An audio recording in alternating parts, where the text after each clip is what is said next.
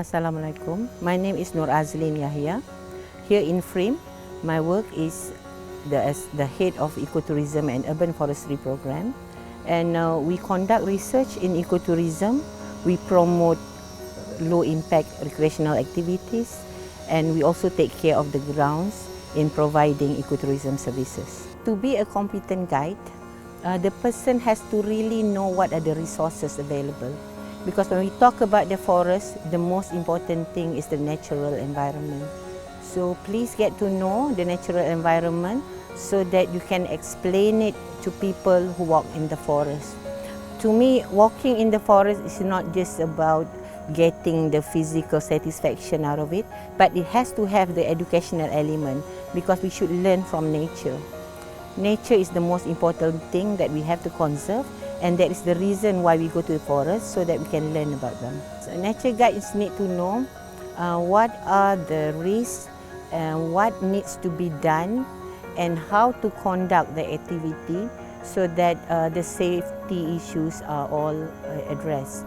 So they have to know which terrain which is suitable, and they also have to look at the visitors. They have to look at the person. Are they able to do this? Meaning that they have to gauge that a person is fit to travel on such adventurous ground. You have to know the place that you're going to be in the first place. So beforehand, please find information about the place. In today's world, it's very easy to find this information. You can get most of them from the internet, or give a call to the organizer, and at least you know what to expect and what to bring and what condition that the campsite is in.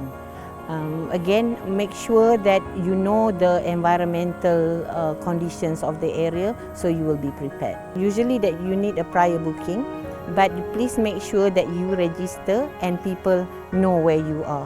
It's also good to send your loved one the location. Nowadays we use a global positioning system or GPS a lot, so maybe you can give your coordination to the people that you know, so if anything happened that they could come and look for you. As an employer, one of the main thing that you should look at is the condition of the forest. We all love trees. Trees are beautiful things, but please remember, in a less perfect world, a tree can fail in the sense that limbs can fall and branches can be broken, and that could be also a safety issue. So when you go into the forest, you have to keep things that you bring at a minimum so that it won't be hindering. But please make sure that you bring plenty of water, because in our climate it's very hot and humid, and water is very important. And even if you don't eat for a few days, but you need to drink. Getting lost in the jungle is quite common. Even in Frame, we had cases of people being lost for maybe over 3 days. What we do in Frame is to have some GPS coordinates on certain poles that we planted along the trail. So people can just snap that picture and send to loved one. But in the other case, we also want to let people know that they should not stray off the trail at all. So please keep on the trail that is designated to you. That is like a very basic rule. But in case if something happen, of course you have to send your coordinate to the person, to other people, so they can try to find help for you. The tour guide has to know a little bit of basic precaution or medical treatment. For example, CPR, It's not that easy to become a tour guide, because there is a lot of things that you need to know beside this basic knowledge on medical treatment, but also on communication and how to calm people. My advice for people who goes into the jungle, please remember, we should understand that we should have to respect nature and not try to alter anything that is going to make it more difficult for you or for other people. So probably my last summary is that this word is take nothing but photograph, but leave nothing but footprints. My name is Muhammad Shukri, or well known in diving market, people call Mai. So I'm one of the owner Viking Scuba, like in Glamary. So Viking Scuba is under PADI diving organization. So now Viking Scuba with status like PADI 5-star IDC Center. So what IDC Center mean, like instructor development course. So in Viking Scuba that we provide scuba diving course from the beginner course to professional level course. To become a scuba diver, so what you need to go through, that you need to go through to basic level. So we call it as a open water scuba diver. As a scuba diver, so what you need to learn first, that you need to go through the theory session. So in theory class that you will learn like what involved in scuba diving. Firstly, it's about the safety.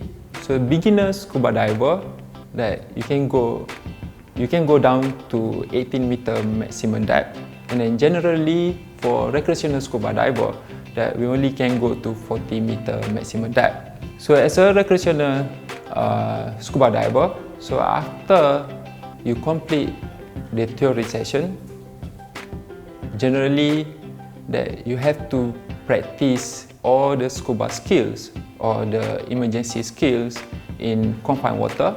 So confined water that we divide to two places, like either you can do in swimming pool or in open water, shallow water.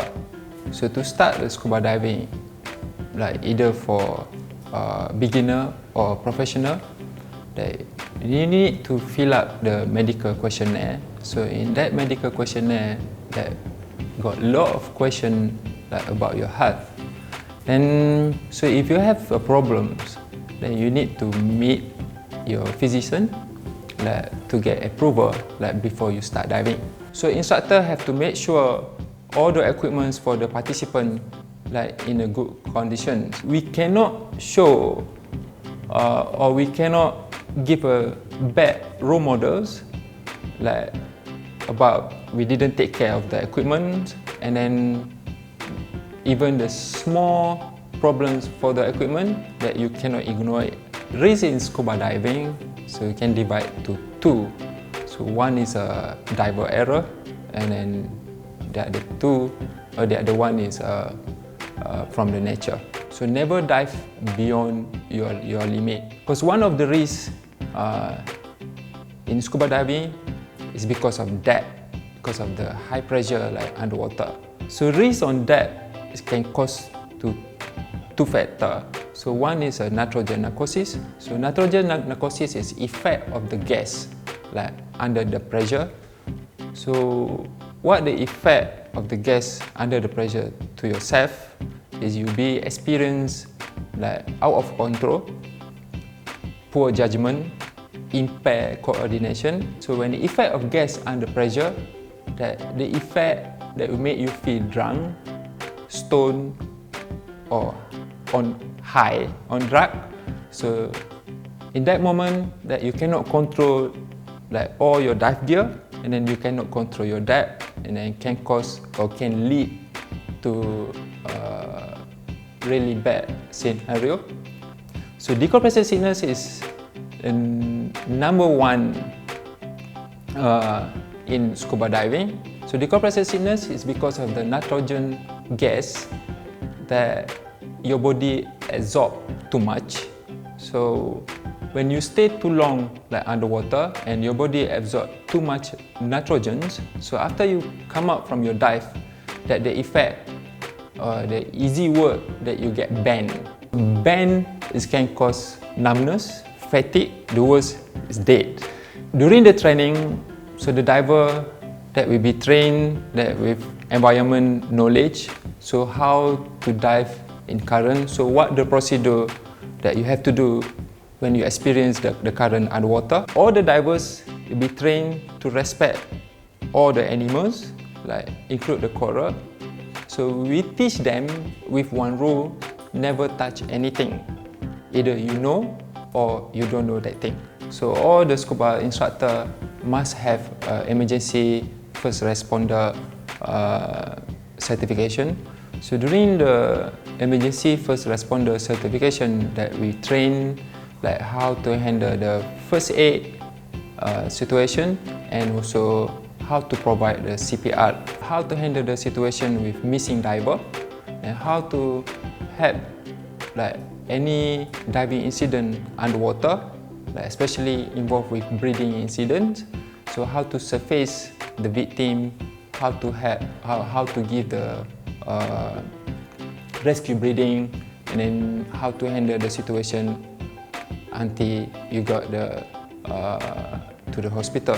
We at Viking Scuba believe diving is for everyone as long as you follow the procedure, diving within your limit. Enjoy your dive. Dive always with your buddy. Diving is fun. Take nothing but pictures, leave nothing but bubbles.